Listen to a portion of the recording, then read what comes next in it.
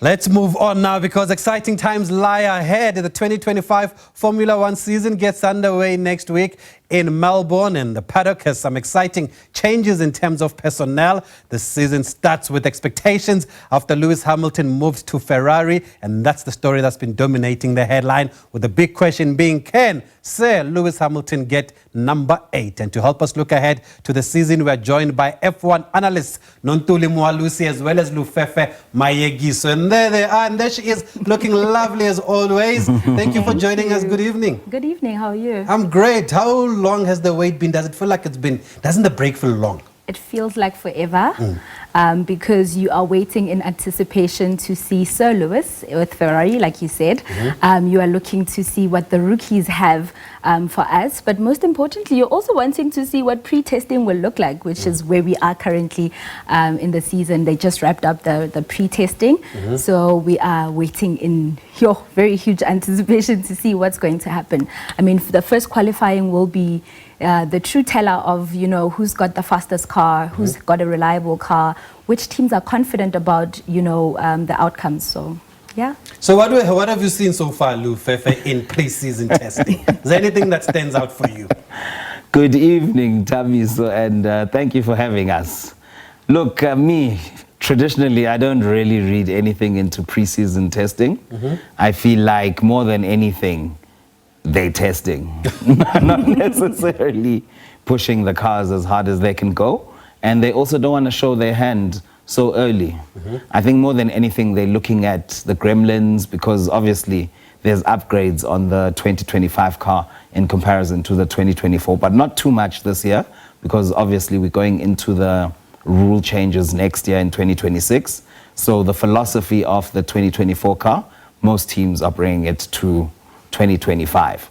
So I think more than anything, they just want to make sure that the car is reliable and, just the new parts that they're testing of those little upgrades that they've made. So you're saying all the cars are the same, basically? Not that they're the same, but maybe 7% difference, 7 to 10%. Okay.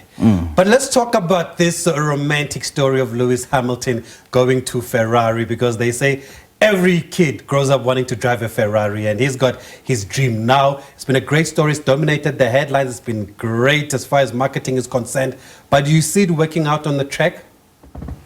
I mean, like Lufefe said, testing is not something that we go by. So the true test will be when they start racing.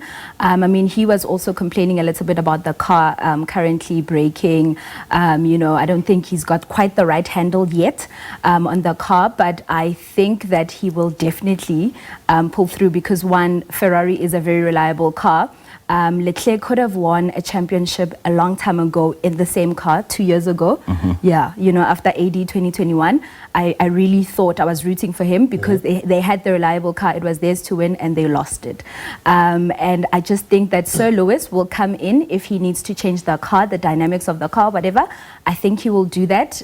Whether he will win this year, I am not too sure, so I'm not going to bet yet on that. But guaranteed he will get his 8th time championship with Ferrari. Can we bet on Max Verstappen winning again? Because that's what's been happening in Formula One.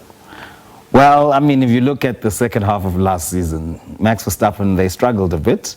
And even going into after he recorded that win, what race did he win? Brazil, I think? In the rain. Yes, in the rain. After that, he struggled again. So, I don't know where Red Bull are, but to me it feels like, to give you an answer to your first question, McLaren are still ahead. Mercedes, they look like they've clawed and might have an edge over Ferrari right now.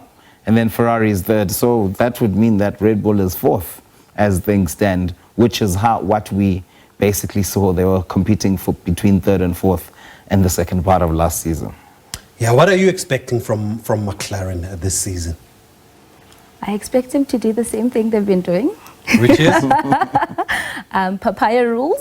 Papaya She's winning the rules. Constructors' Championship. I mean, I really expect them to still keep the momentum. I think based on, how they've been performing now in testing. I know I said testing is not one thing to go about. But for them, it looks like they're just going to continue where they left off with winning the Constructors' Championship.